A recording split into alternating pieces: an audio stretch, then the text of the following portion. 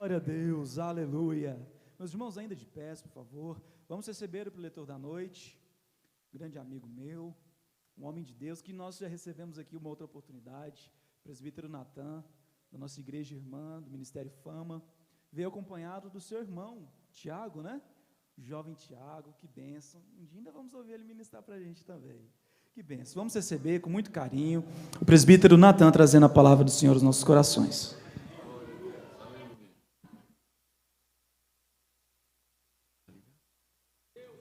Tá ligado? Meus irmãos, a paz do Senhor. Amém. Gente, a paz do Senhor. Amém. Quero louvar a Deus pela oportunidade de voltar a essa casa, estar aqui com vocês. Eu não sei fingir costume, mas estar aqui com vocês, retornar a esse lugar, estar na presença de homens e mulheres tão cheios de Deus, meu coração fica grato e eu me sinto feliz. Quero externar aqui a minha alegria de poder retornar a essa casa. Quero louvar a Deus pela vida do pastor Gilmar Santos. Muito obrigado pela oportunidade, é uma honra. Eu não sei nem o que eu estou fazendo aqui, gente, em cima do púlpito, um homem desse aqui, gente, o que eu estou fazendo aqui? Que o Senhor me dê graça. Na vida da pastora Raimundinha, eu quero glorificar a Deus pela vida dela e saudar todas as mães nesse dia, que Deus os abençoe, Feliz Dia das Mães. O pastor Gilmar tem uma frase que ele diz assim: se o verbo de Deus esteve no ventre, por que não pode estar na boca, né? Então, mulher pastoreia, prega, dirige, ora, e a gente é abençoado pela vida dessas mulheres de Deus. Eu quero louvar a Deus pela vida do pastor Gilcemar e toda a sua família, que eu tenho aprendido a amar e guardado no coração. São pessoas, ele, a Lilian, a Tayla, o Mateus, que toda vez que eu venho, me fazem sentir muito à vontade, me sentir parte da família. E eu não sei o que eles encontraram, acharam em mim, gente, que continuam me chamando.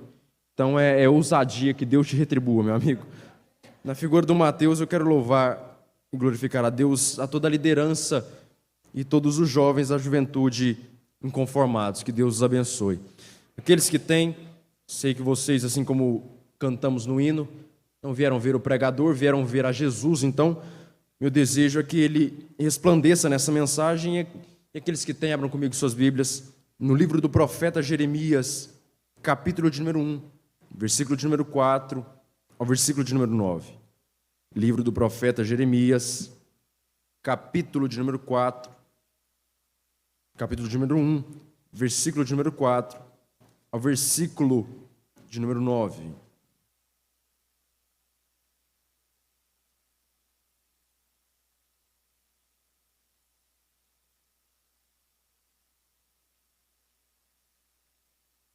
A palavra do Senhor diz assim: assim veio a mim a palavra do Senhor dizendo: antes que eu te formasse no ventre, eu te conheci, e antes que saísse da madre te santifiquei, e as nações te dei por profeta.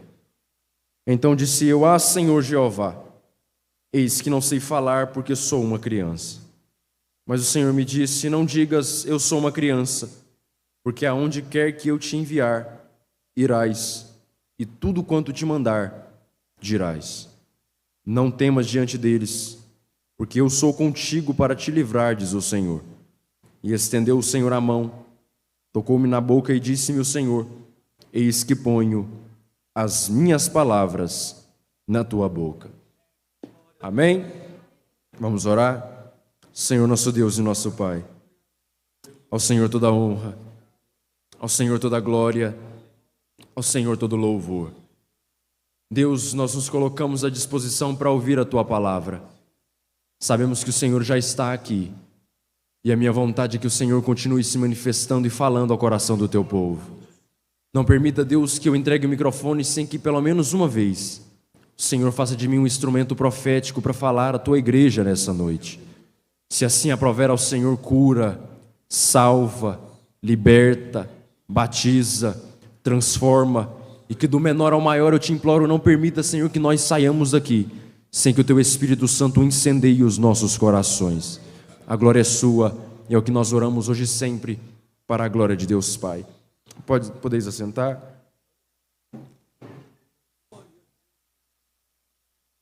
Eu tenho um costume, não sei se os irmãos relembram, de, no início da mensagem, citar o tema, né?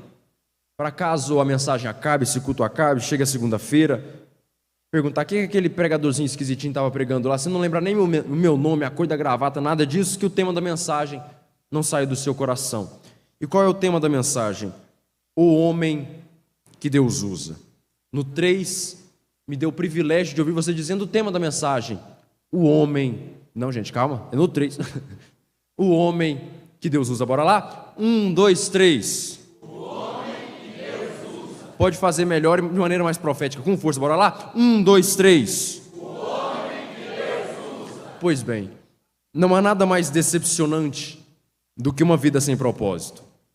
Não há nada mais trágico do que chegar ao fim de sua vida e descobrir que você tomou o caminho errado.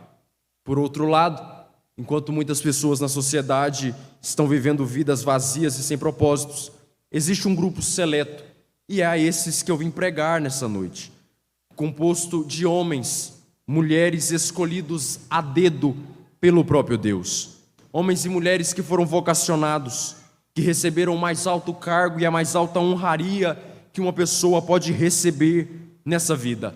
Elas foram chamadas para ser os homens, as mulheres que Deus usa. São homens e mulheres escolhidos por Deus para andarem ao seu lado. Homens escolhidos para serem seus amigos particulares e ouvirem os seus segredos. São pessoas escolhidas para serem os representantes de Deus aqui na terra e refazerem a sua vontade. São homens e mulheres de poder, de autoridade. Homens que têm o privilégio de ver a sarça arder, de ver o Sinai fumegar, e tem a capacidade, a ousadia e a autoridade de dizer: assim diz o Senhor. São homens obedientes, que entregaram suas vidas ao cumprimento do propósito de Deus, capazes de transformar pressão em poder, sofrimento em aprendizado. Não pense que 3, 4, 5 degraus de um púlpito tornam homens e mulheres que aqui estão, que assumem os microfones, aqueles que pastoreiam, que lideram, esses homens e mulheres, a um grau de intocabilidade e de perfeição.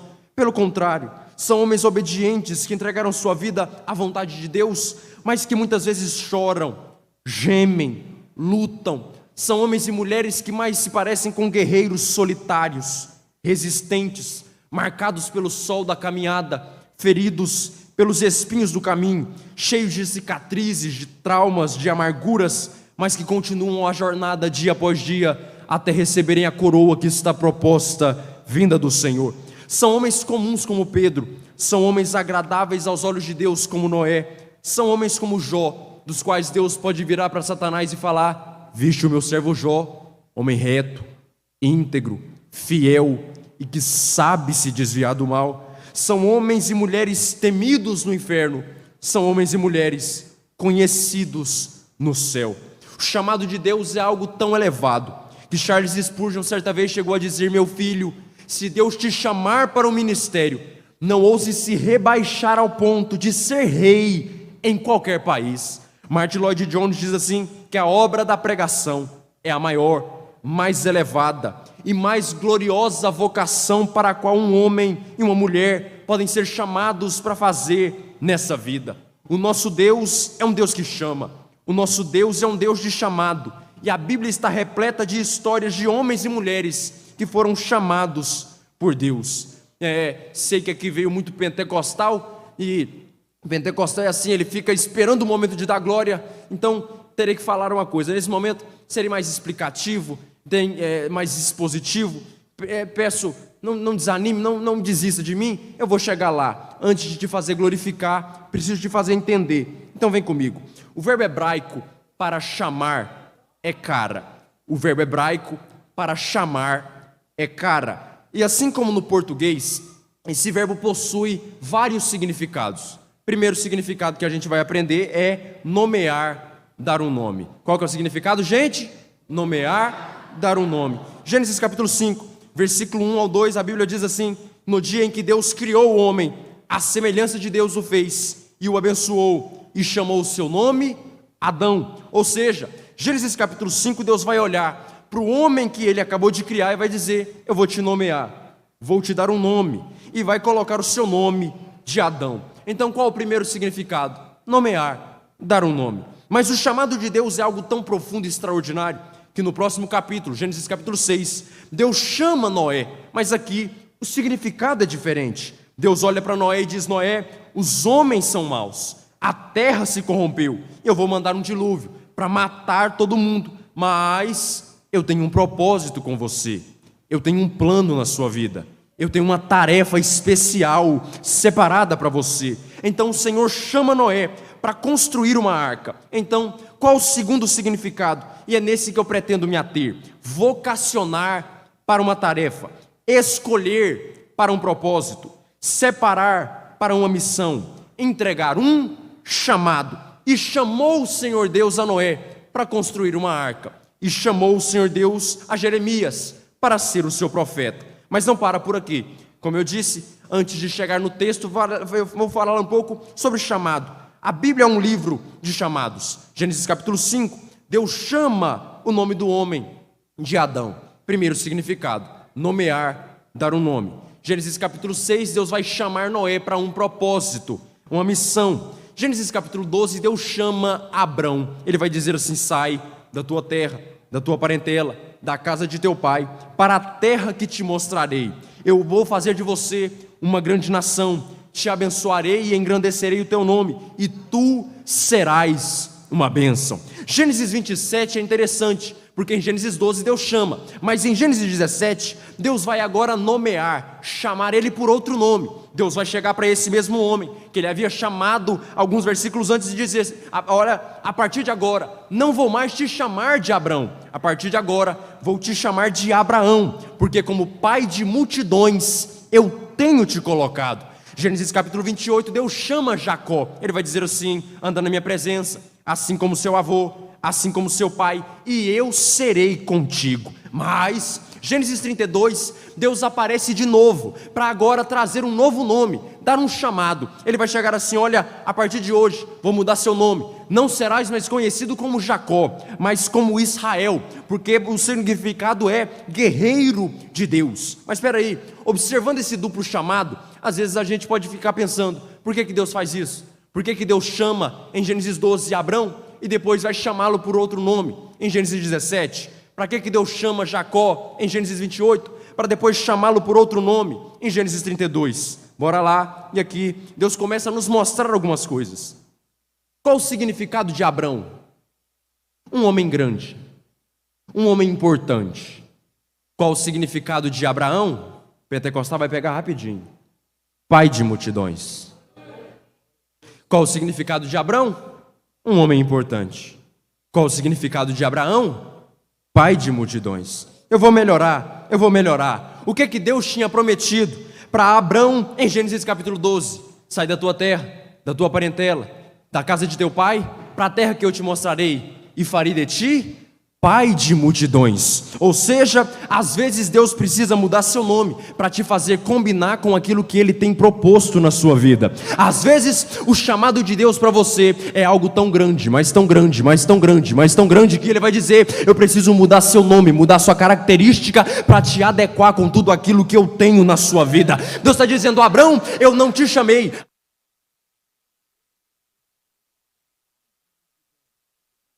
Vai chegar muito além do que você imagina. O chamado de Deus na sua vida, assim diz o Senhor, não é apenas algo grande, é algo que vai tocar multidões, vai tocar nações, vai tocar muita gente, e muita pessoa vai ser alcançada por aquilo que Deus colocou na sua vida. Quem recebe essa palavra e pode glorificar a Deus?